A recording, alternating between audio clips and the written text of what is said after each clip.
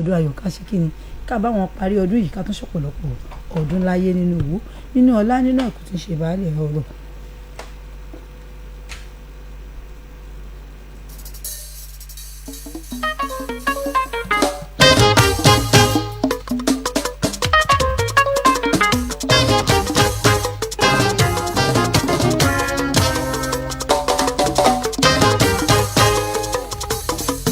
Just because you are right does not mean others are wrong. Just because you are right does not mean others are wrong.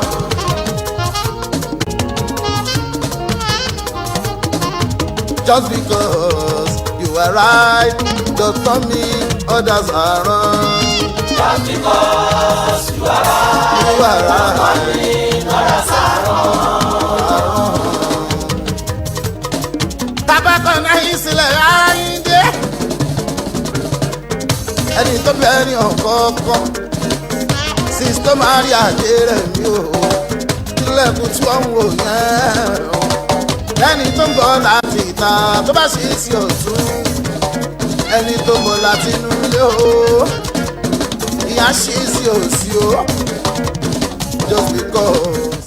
Bẹ́ẹ̀ni just because ni wọ́n pè yẹn látọwọ́ Igwe bàbá Bọ́sẹ̀ Rẹ̀mí Àlùkò nítorí pé wọ́n ráìtì kan ló ní pé ọ̀dà wọn rọ́ǹgì o torí pé tá a bá kọ 3 sílẹ̀ yẹn ẹ̀ẹ́ta tèmi bá ń wò látàpá bí èmi lè pè ní 3 tẹ́lómi bá wò látàpá bò mí ò lè ní W ló wà níbẹ̀ bí ọ̀rọ̀ ilé ayé ṣe rí gangan nìyẹn torí wọ́n nílùú gangan ni bó ṣe kọjú sẹ́yìn nìkan ẹ̀yìn ló kọ sẹ́lòmíì. 7 plus 3 oh. 6 plus 4 10 la kúkú fún wa o 8 plus 2 yẹn 10 la kúkú jẹ́ 5 plus 5 o mẹ́wàá náà ni o 1 plus 9 o a fún wa ní 10 gbẹgbẹgbẹ ọ̀nà yòówù kó ilé ayé kò fi wá máa ṣe o equation ṣáàtì balance ní rẹ ni. Ọlọ́wọ́ ọmọ máa jẹ̀mú àbáṣánú fún mi. Ògo ní fún Ọlọ́run májẹ̀mú ní òkè ọ̀run. Orúkọ tèmi ni wòlíì Olúwatóbi ọmọ májẹ̀mú látinú ìjọ God of Covenant Miracle Ministry tí gbogbo àgbáyé mọ̀ sí ọmọ májẹ̀mú World Outreach. Mo kí gbogbo ènìyàn tó ń gbọ́ mi níbikíbi tó lè wà lórúkọ Ọlọ́run Ísírẹ́lì. Bí ọdún yìí ti ń parí lọ, wọn ò ní fi pósí ayé ká ìmọ́lẹ̀ tọmọtọmọ lórúkọ Jésù. Mo ń pè gbogbo ènìyàn sí ìpàdé kan tí a máa ń ṣe nínú ìjọ wa ní gbogbo ọjọ́ Thursday èyí tí a pè ní àánú lẹ́ẹ̀kan sí nínú ìwé Romans 9:16 Bíbélì wípé kì í ṣe ẹni tó fẹ́ ẹni tó ń sáré bí kò ṣe Ọlọ́run tó ń ṣàánú. Olúwa rán mi láti sọ fún gbogbo ènìyàn wípé òun fẹ́ ṣàánú irúfẹ́ àwọn ènìyàn wọ̀nyí. Gbogbo ìwọ tó ti wà lókè rí tó ti rí ṣe rí tó dẹ̀ ti rí owó rí ṣùgbọ́n tí ayé fi májẹ̀mú òfò já ìbọ́ lórí àkàbà ògo tó wà. Ìwọ tí a pa àròkọ àwọn àgbà sí àgọ́ ara rẹ èyí tó bí ìkórira tí wọn kì í ṣe ní oore. Ìwọ ni kò wá pàdé Ọlọ́run májẹ̀mú ní ọjọ́ Thursday yìí fún iṣẹ́ àmì àti iṣẹ́ ìyanu lẹ́sẹ̀kẹsẹ̀ pàápàá jùlọ gbogbo àwọn tó fẹ́ travel ṣùgbọ́n tí wọ́n fi àtakò ojú ọjọ́ tí wọ́n fi ń bá wọn jà láti má jẹ́ kó rí físà gbà. Bákan náà àwọn obìnrin tí májẹ̀mú ọkọ ni kò jẹ́ kó gbádùn lé ọkọ tí ọjọ́ orí dẹ̀ ti lọ lórí wọn pẹ̀lú gbogbo àwọn obìnrin tí ayé gbé akọ òkúta sí wọn nínú tí wọn kò rí ọmọ bí. Olúwa rán mi sí gbogbo ẹni tó ń sun ẹkún lọ́wọ́lọ́wọ́ tí wọ́n ti rò pé wípé kò sí ọ̀nà àbáyọ fún wọn mọ́. Olúwa wípé òun fẹ́ ṣàánú yín láti gbé ayé yín dìde kúrò nínú pàlàpàlà àgìjù àwọn àgbà ìyẹn nínú ìpàdé Thursday ti ọ̀sẹ̀ yìí gan. Níbo ni ìpàdé yìí ti máa wáyé? Ìpàdé yìí máa wáyé ní Elite Event Center tó wà ní nọ́mbà 58B Lagos Road lẹ́yìn Access Bank Benson bus stop ní ìlú Ìkòròdú ní Thursday yìí ní déédéé aago 7 àárọ̀. Ọ̀pọ̀lọpọ̀ àwọn ìránṣẹ́ Ọlọ́run tí a fi májẹ̀mú rán ló máa ṣiṣẹ́ nínú ìpàdé yìí pẹ̀lú àwọn olórin ẹ̀mí lóríṣiríṣi fún ìtúsílẹ̀ àwọn ènìyàn. Ní ọ̀sẹ̀ tó kọjá yìí ibi gbogbo ní orílẹ̀-èdè àgbáyé ni àwọn ènìyàn ti wá tí Ọlọ́run májẹ̀mú dẹ̀ ń tú àṣírí ogun tó ń ja àwọn ènìyàn bí wọ́n ti fojú kàn mí pẹ̀lú ọ̀nà àbáyọ lẹ́sẹ̀kẹsẹ̀. Nítorí wòlíì tí Ọlọ́run bá fún ní ẹ̀bùn ìríran ìgbóhùn ìmọ̀ àyà àṣírí pẹ̀lú àsọtẹ́lẹ̀ irú àwọn wọ̀nyí kì í béèrè ìbéèrè lọ́wọ́ ẹnikẹ́ni kí wọ́n tó máa tú àṣírí ogun ayé ènìyàn pẹ̀lú ọ̀nà àbáyọ nítorí pé iṣẹ́ tá a fi rán wọn ni. Fún ìwọ tá a rán mi sí gẹ́gẹ́ bí wòlíì àti násírì tó ń bọ̀ wá ní ìpàdé ní ọjọ́ Thursday ọ̀sẹ̀ yìí máa pè mí sí orí àwọn nọ́mbà yìí 0913922 070636566 tàbí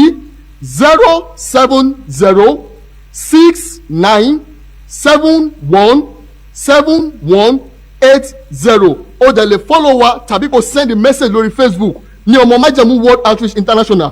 ìwọ bùrọ̀dá pẹ̀lú sista tó ń gbọ́ mi lọ́wọ́lọ́wọ́ yìí tó ní ayé rẹ̀ ń lò pẹ̀lú ọjọ́ ọ̀la rẹ̀, jẹ́ kí ìyè rẹ̀ kó ṣí o, nítorí pé ohun tó ṣẹlẹ̀ sí ẹ yìí kì í máa ṣe ojú lásán. ṣé bó ṣe máa wò náà rèé títí tí ọdún yìí máa fi parí. ìwọ ni kò wá dìde báyìí láti gbé ìgbésí akin kí ogun tó ń jà yìí kó má bàa pa ẹ́ kí ọlọ́jọ́ tó dé.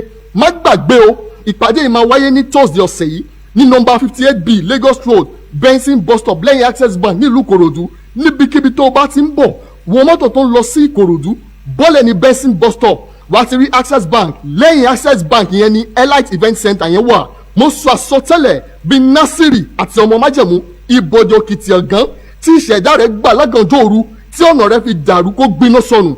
gbogbo ẹni tó rìn ní ìhòòhò lórí odò nítorí ọ̀rọ̀ ayé rẹ̀ kó ya òrè lójijì. bẹ́ẹ̀ ni Olúwa wí o. God bless you. wàrógolo. ọmọ májẹ̀mú World Outreach ìlú mọ̀ọ́ká.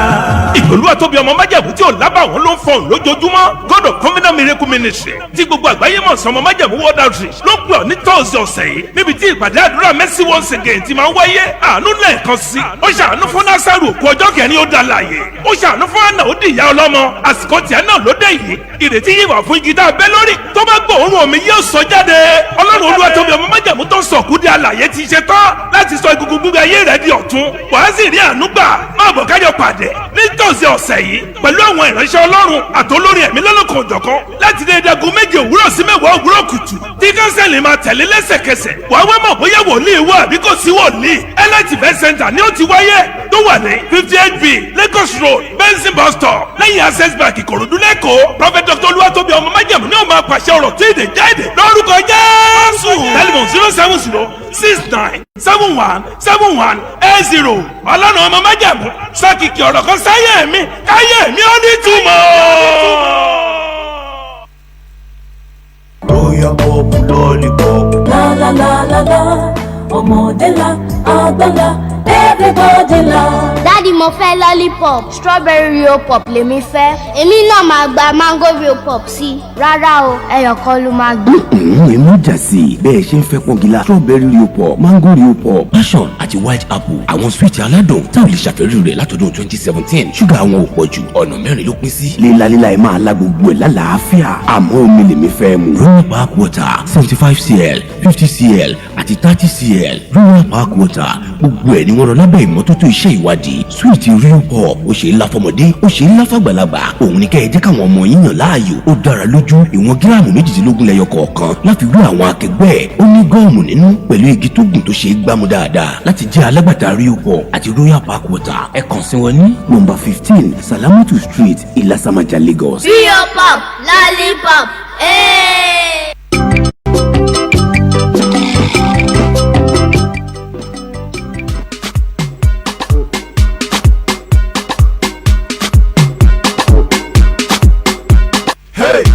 الصلاة عماد الإسلام وما أقام الصلاة فقد أقام الإسلام ترك الصلاة فقد ترك الإسلام. If you know you know ọmọ mùsùlùmí ọmọ Ìlọrin original jẹ́ kọ́mọ̀ ọmọ mùsùlùmí ọmọ mùsùlùmí ọmọ mùsùlùmí kálọ̀ ṣàlùwàlà kálọ̀ ṣàlùwàlà kálọ̀ ṣàlùwàlà kálọ̀ ṣàlùwàlà jimaso ebọ́dí o ebọ́dí o. ẹ̀yin tèmi ẹ̀ yòǹbó ànábì sallallahu alaihi wasallam ó yẹ gbọ́ lọ́hùn tóbi Allahu akbar mùsùlùmí mùsùlùmọ́ jàǹkùlùbí kò jàǹkùlùbọ́.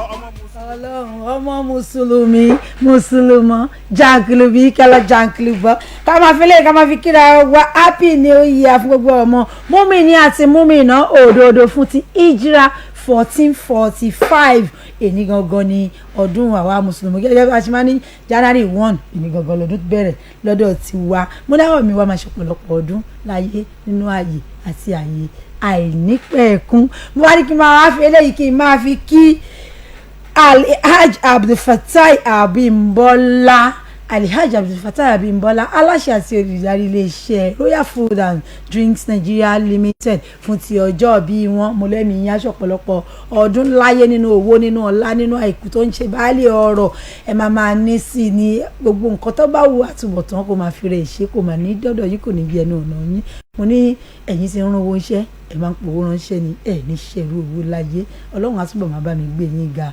barakallahu fíà àmín.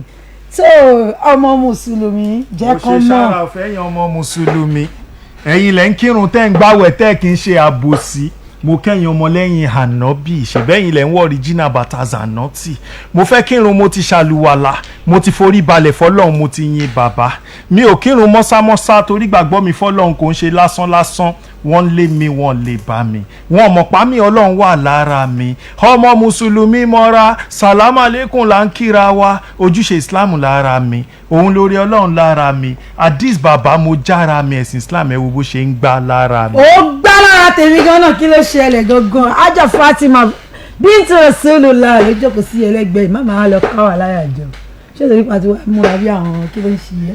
ajá Fatima mo ní kó wá òní rárá kó wá gbé ní kó wá gba jára ṣèbílẹ̀ ayé la bọ́lá èèyàn kan ló bí Fẹ́mi ọmọ ọ̀tẹ́ dọ́là tí n bá ṣàdúrà ṣó máa ṣàmì nínú problem ṣó máa gbà mí tí n bá jẹ́ mọ́tò ṣó máa rà mí tó bá ní tó ìvẹ́kù ṣó máa lè fi fà mí. mi lè fà yàn tí n bá ti fẹ́ ra ọkọ̀ gan mi fẹ́ tó máa wọ kiri kí ló dé Bentley mo fẹ́ èwo làpọ̀ máa fa ẹ̀yin fáǹsì mi ẹ wá gbà mí kẹ̀ ọmọ mùsùlùmí ó yẹ sọrúkọ ẹ fún gbogbo àwọn ará ilé. ọmọ mùsùlùmí ni mí mi ò kì í ṣe Malians made in Naija not from Italians I look rugged ṣé mo jọ Mafians ṣẹ́nu tó fi ń fagbó ìlọ́n tó máa fẹ́ fi kọ Suratu Fatia mo ní kẹ́ má dèmi ládé láwà ní ti wà lórí mi rap wà nílẹ̀ lámbàdẹ̀ tún yapa sórí mi àwọn fans wa ti pọ̀ wọ́n ti fẹ́ máa jà lórí mi tẹ́ bá fẹ́ ná mi lówó kẹ́ ná 1 million sórí mi ìjọba àdé Islamic hip hop #1 ọmọ mùsùlùmí ọmọ Ìlọrin original. ṣé ìgbà tí wọ́n bí àdìsí náà sọ ẹ́. Anna Ibrahim bin Abdul Wahab Oje. ó pọ̀ Anna Fatima Jumobi Omisore. ó pọ̀ sẹ́. ẹ ọkọ máa rà bí. so àdìs nígà Mashallah. kí ni nǹkan tó fà á tó fi jẹ́ wípé ọ̀nà ibi tẹ̀yìn yà sí lélẹ́yìí pé kẹ́ máa fi kọ orin Islam. oníkálukú ni Ọlọ́run bá rán níṣẹ́ àwọn àfáà wa ọ̀tọ̀ọ̀tọ̀ ni ẹlòmíín ṣe zikiri ẹlòmíín ṣe mọ́díwẹ̀ ẹlòmíín ṣe nasheed but Islamic hip hop ni ohun tọ́lọ́run fi rán mi. mo máa ń sọ fún ìyàgàn pé kò síbi ṣe láì zikiri tó mi ò mọ̀ mi crime ẹ̀ sórí mi mọ̀ mo try láti mọ̀ bọ́ kí ló máa ní nǹkan tó máa motivate nǹkan ẹ̀kọ́ lè ní kò sí ọ̀kankan wájú tí mò ń wò tó tí n bá sọ pé mo wo olórin mo wà àwòkọ́ṣe olórin màá máa wà àwọn Tupac Two-Face àtàwọn other rappers but kò sí nínú Islam pé bóyá àbí olórin kan ni mò ń wò tí ó ń ṣe rap so ẹni màláìkà tó ń gbórin tèmi wá fún mi special ni ó kàn ṣáà ń bu wá náà ni pé bọ̀bọ̀ ìṣáà máa múlẹ̀ ní Yorùbá ìhun ni máa ń pè ní lamba ṣáà máa jùlẹ̀ fún wọn so Islamic hip hop ni.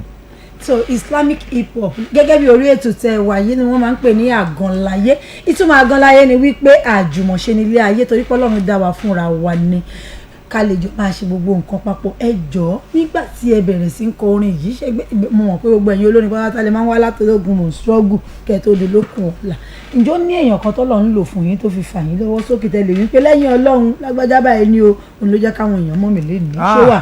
ẹ jẹ́ ká máa dúpẹ́ mo dúpẹ́ fọlọ́ọ̀rẹ́ èèyàn pọ̀ Sàkí Adúmọ̀déyìn ọ̀gá àti a #1 mo dúpẹ́ fún ọ̀gá mi Ànábì Mushin Alhaji Yusuf Ayinla tó ló di mọ́tò tó ló di ilé tó ló di Amẹ́ríkà tó ló di Mẹ́kà tó ló di Saudi oríṣiríṣi nǹkan ló ti di mo dúpẹ́ fún Ànábì Mushin Queenland Nigeria Limited iléeṣẹ́ yín ò ní dàrú thanks so much for supporting my career mo dúpẹ́ fún èèyàn púpọ̀ mo dúpẹ́ fún Jumobi Omisore mo dúpẹ́ fún iléeṣẹ́ rédíò Lagos mo dúpẹ́ fún Alhaji Lateef Sodiq mo dúpẹ́ fún iléeṣẹ́ rédíò Lagos torí pé àtọ́wá ní àdìs iléeṣẹ́ rédíò Lagos ni mo dúpẹ́ fọ́gà wa ní iléeṣẹ́ rédíò Lagos Ọlọ́run bá mi máa ẹ̀yin fáǹsì wọn ń gbà mí dúpẹ́ fún gbogbo ẹ̀yin fáǹsì mi gbogbo ẹ̀yin àfà Jumobi Omisore ń gbà mí ni o Jumobi Omisore wà bẹ́ẹ̀ mo dúpẹ́ ẹ má jẹ́ máa dárúkọ gbogbo staff rédíò Lagos mo dúpẹ́ fún gbogbo yín Ọlọ́run bá mi dúpẹ́ fún yín.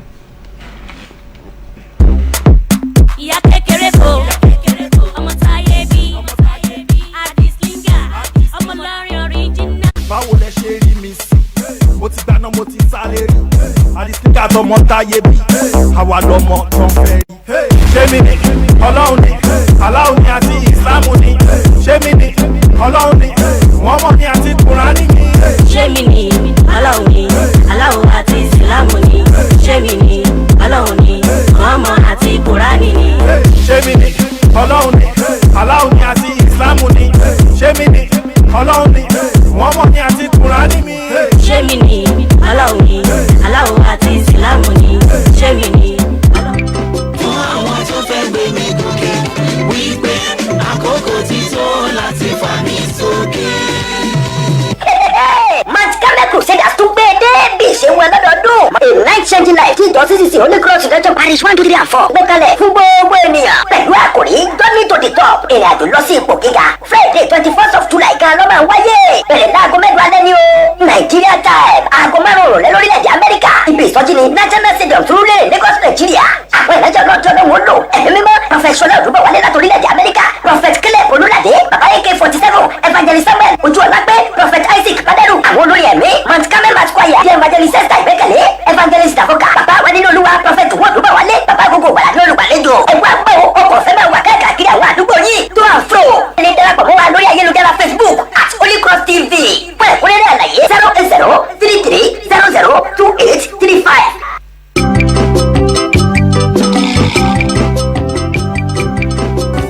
Erosimos catering ọ̀gá ni wọ́n jẹ́ èyíkéyìí ayẹyẹ tẹ́ bá fẹ́ ṣe ọdún ni wọ́n oríṣi àsè ń bẹ lọ́dọ̀ wọn ìbẹ̀rù ò sí ìfòyà ò sí rárá tested and trust Erosimos wọ́n ṣe gbáralé. Erosimos catering service àwọn professional aláṣẹ wọ́n mọ ikú tó pa oúnjẹ wọ́n mọ ìtọ́jú ọ̀pọ̀ èrò birthday ni ìgbéyàwó òkú àgbà ayẹyẹ ẹgbẹ́ ìnáwó nílé ìjọsìn àti gbogbo ayẹyẹ yòówù tẹ́ fẹ́ ṣe. Erosimos catering service ní ká ẹgbẹ́ ṣe oúnjẹ sísè fún iṣẹ́ wọn ni láti bá yín lo iye tẹ́ ẹ ní fáwọn àlejò tẹ́ ẹ pè. Erosimos catering service ilé iṣẹ́ wọn wà ní 23 Fadare Street Ọgbà Lagos. Ẹ̀rọ ìbánisọ̀rọ̀ wọn ni 0704 424 7984 0704 424 7984. tested and trust Erosimos wọ́n ṣe gbáralé.